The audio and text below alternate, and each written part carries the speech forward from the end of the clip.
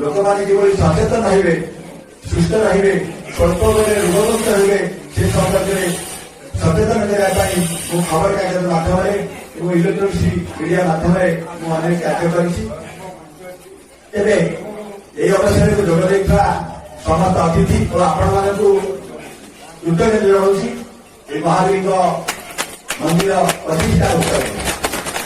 प्रथम धन्यवाद देवी ये अनुष्ठान मुख्य रंजन आचार्य से अंचल योग्यतम संतान ये आयुर्वेद चिकित्सार मूल लक्ष्य हूँ सुस्थ व्यक्तिर स्वास्थ्य को रक्षा करने सहित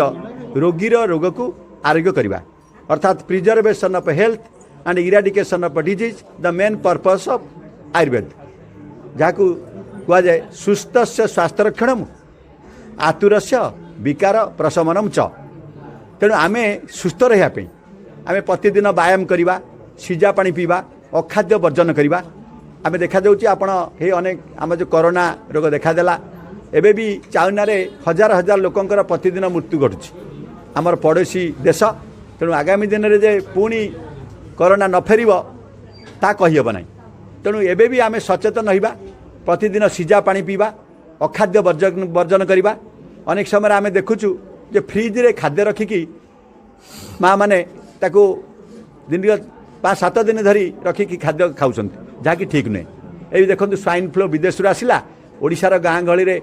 प्रवेश कला बहु व्यक्तिकर जीवन है मूल जिनिस हूँ से थंडा जातीय जिनिस होता है तेणु आम अनुरोध करी आज महावीर हनुमान मंदिर प्रतिष्ठा उत्सव में मो माँ मान को कहि आपण मैंने फ्रिज रे जो खाद्य रखुंट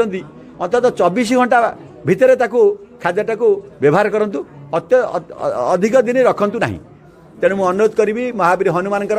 तो जो संदेश रही जेभली महावीर हनुमान तांकर आयुर्वेद चिकित्सा को भल पाउथिले जेते लक्ष्मण को शक्तिभेद करागला सेतबले वैद्य सुषण निर्देश अनुसार हनुमान जाइथिले संजीवनी गछ चिन्ह पाइले नहीं गोटे पर्वत रु टेकी आनी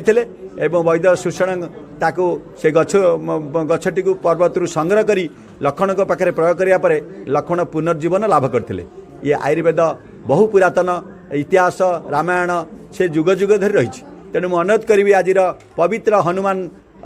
मंदिर उत्सव रे आपण मैंने समस्ते सचेतन हूँ सुस्थ रही व्यायाम करूँ सीजा पानी पीयंतु अखाद्य वर्जन करूँ।